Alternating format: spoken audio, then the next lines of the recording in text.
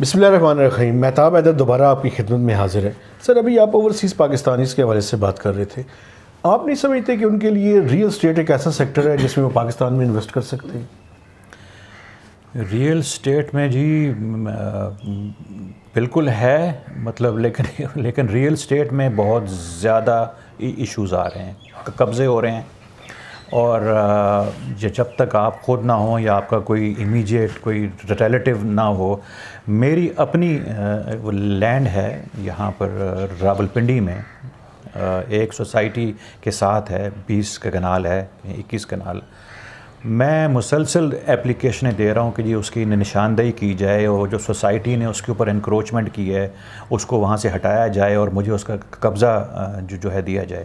میں نے P M portal کے اوپر بھی لکھا، میں نے وزیر اعلیٰ پنجاب کا ایک ہے اوورسیز کمیشن ہے اس کو بھی میں نے لکھا. کچھ بھی نہیں ہوا مہتاب صاحب. سر وہ کون سی اسکیم ہے؟ تاکہ یہ پی آئی اے ہاؤسنگ ہے، یہ اس کے اوپر اڈیالہ روڈ کے اوپر ہے. تو لیکن میں لکھ کے تو میں مطلب تھک گیا ہوں، لیکن ابھی تک تو کوئی مجھے اس میں قبضہ نہیں ملا مجھے اس کا. اچھا سر، آپ نے بنیادی جو انویسٹمنٹ کی تھی وہ جو یہ کانٹریکٹس تھے گورنمنٹ کے کانٹریکٹس، اس کے اندر جو ہے وہ آپ کی انویسٹمنٹ تھی. وہ چلیں جو آپ کا جوائنٹ وینچر تھا اس نے فراڈ کیا، آپ کو نہیں ملا. لیکن وہاں پہ وہ جو گورنمنٹ کے کانٹریکٹس ہیں سر، وہاں پہ بھی کچھ ریفارمز کی ضرورت ہے، اور اس کے بارے میں میری آپ کے ساتھ ڈسکشن بھی رہی ہے. وہاں پہ جو ریفارمز ہیں وہ کون کون سی ریفارمز ہیں اور کتنی کروشل ہے؟ مہتاب صاحب آپ حیران ہوں گے، اور میرا اتنا آئی اوپننگ ایکسپیرینس ہے. یہ میں فیڈرل گورنمنٹ کی منسٹری آف ہاؤسنگ کے تحت پاک PWD کا ادارہ ہے جس کے وہ کانٹریکٹس جو ہماری جو ہے مطلب کمپنی لیتی تھی. آپ حیران ہوں گے کہ وہاں پہ کتنی کرپشن ہے، اور میسو کرپشن ہے، اور اوپن کرپشن ہے. وہ اتنی دلیری کے ساتھ کرتے ہیں کرپشن، ان کو پتہ ہے کہ ہمارا کچھ بھی نہیں ہو سکتا. اور ادھر ہی ایک کیس میں نے ایک کرپشن کو آئیڈینٹیفائی کیا ہے، اس کے لیے میں نیب میں گیا ہوں، میں نے اپلیکیشن دی ہے، کچھ بھی نہیں ہوا. وہاں پہ میرا ایسٹیمیٹ ہے کہ ہر کانٹریکٹ کی جو پرائس ہے وہ تقریباً 40 سے 50% اس کو بڑھا کے ایسکلیٹ کر کے کرتے ہیں. اور جو کمیشن کک بیکس ہیں ان کے، وہ 20 سے 25%، کبھی 30% بھی ان کے کک بیکس ہوتے ہیں. اور یہ اسلام آباد میں یہ لوگ کک بیکس لے رہے ہیں، اعلانیہ لے رہے ہیں، ڈنکے کی چوٹ کے اوپر لے رہے ہیں، اور ہر ایک کو اس بات کا معلوم ہے. اور اس سے مطلب ہو کیا رہا ہے؟ میں یہ سمجھتا ہوں کہ یہ پروکیورمنٹ جو پی ٹی آئی کا تھا کہ جی ای پروکیورمنٹ ہوگی، وہ چونکہ یہ پی ٹی آئی کے مینیفیسٹو میں تھا، یہ پی ٹی آئی کے مینیفیسٹو میں تھا، چونکہ وہ انہوں نے امپلیمنٹ نہیں کی ہے. خیر انہوں نے تو کچھ بھی نہیں، وہ جو بھی انہوں نے وعدے کیے تھے کچھ بھی نہیں کیا ہے. تو وہ ای پروکیورمنٹ امپلیمنٹ پاک PWD میں نہیں ہوئی. اور میں یہ سمجھتا ہوں کہ گورنمنٹ آف پاکستان کو may be 200 to 300 billion rupees annual کا لاس ہو رہا ہے. حالانکہ اگر آپ دیکھیں کہ جو کیا کہتے ہیں NHA نے اس میں کافی امپروومنٹ کی ہے، and they are saving lot of money. لیکن NHA نے کیا کیا سر؟ وہ تھوڑا سا ڈیٹیل میں. NHA نے سمپل کام کیا جی، انہوں نے ہر چیز جو ہے ڈال دی ویب سائٹ کے اوپر. انہوں نے مراد صحیح جس کا منسٹر ہے، مراد صحیح نے اس نے ہر چیز ڈال دی ویب سائٹ کے اوپر، بڈنگ ڈاکیومنٹس، اس کی ڈرائنگز، اس کی ٹیکنیکل جو بھی ہیں چیزیں، اپنا اسپیسیفیکیشنز. اور اس نے جو ہے کانٹریکٹس کے جو بڈنگ کا جو ہے اسکوپ، اس کو اس نے مطلب ایکسپینڈ کر دیا. سر یہ مجھے بتائیں کہ کیسے آپ کہہ رہے ہیں کہ اس میں کرپشن ہو رہی ہے؟ چونکہ بڈنگ ڈاکیومنٹس ملتے نہیں ہیں عام آدمی کو، ہوتا کیا ہے؟ یہ پہلی تو بات یہ ہے کہ یہ لوگ ان کے ایک چند کانٹریکٹرز ہوتے ہیں جن کو یہ لوگ بڈنگ ڈاکیومنٹ ایشو کرتے ہیں. ٹھیک ہے سر. یہ اگر آپ جائیں یا میں جاؤں تو وہ ہمیں اچھا جی ادھر بیٹھ جائیں، شام کو آ جائیں، صبح آ جائیں، چائے پہ گیا ہے، فلانا نہیں ہے، ایکسچینج نہیں ہے، وہ نہیں ہے، فلانا نہیں ہے، آپ کو بڈنگ ڈاکیومنٹ ایشو نہیں ہوگا. یہ چند کانٹریکٹرز کو بڈنگ ڈاکیومنٹ ایشو ہوتے ہیں. پھر وہ چند کانٹریکٹر آپس میں ایک روم میں بیٹھ کے فیصلہ کرتے ہیں کہ یہ کانٹریکٹ مجھے ملنا ہے، مہتاب صاحب کو ملنا ہے، کسی اور کو ملنا ہے. اور اتنے کھلم کھلا کر رہے ہیں کہ میں حیران ہوں کہ یہ فیڈرل گورنمنٹ میں under the nose of the prime minister یہ کچھ ہو رہا ہے. لیکن واللہ اگر کوئی بندہ اس میں کوئی انٹرسٹڈ ہی نہیں ہے کہ کرپشن کو روکنے میں، اکاؤنٹیبلٹی میں کوئی انٹرسٹ گورنمنٹ کا ہے ہی نہیں ہے. سر یہ ای پروکیورمنٹ کا پروجیکٹ جو ہے یہ ورلڈ بینک بھی ایک کافی سارے لونز کی کنڈیشنز بھی ہے.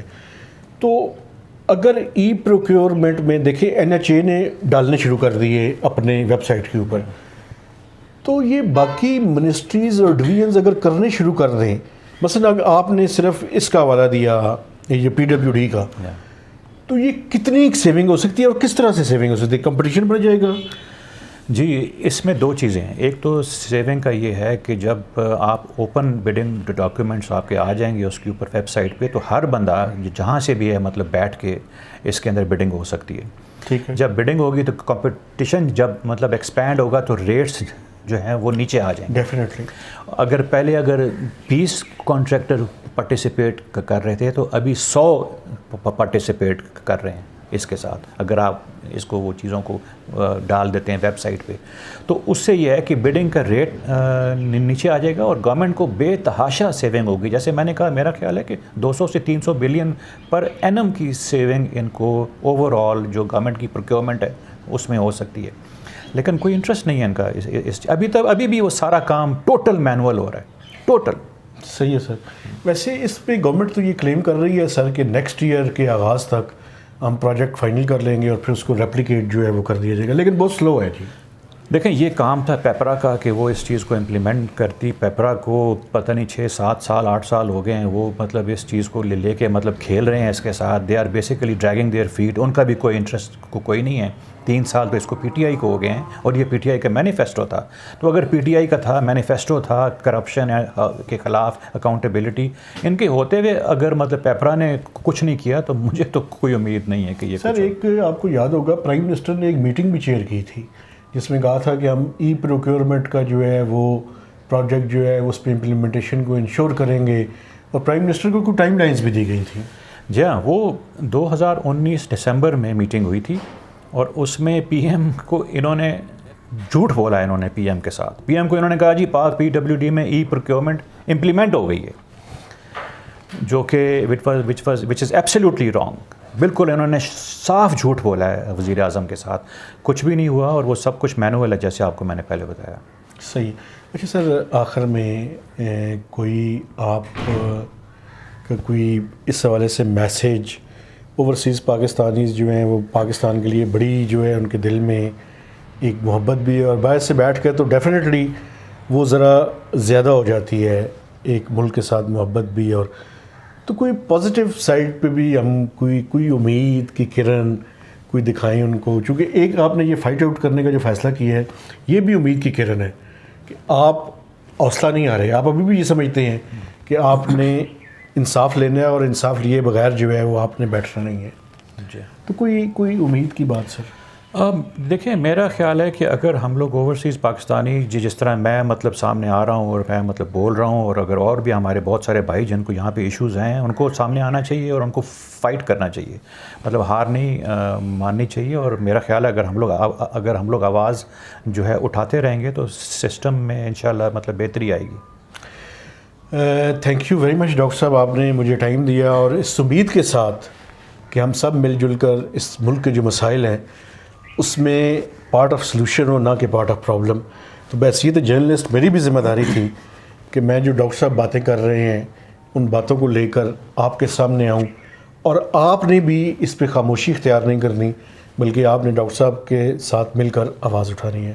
تو مہتاب حیدر کو نئے ایپیسوڈ تک اجازت دیجیے. خدا حافظ.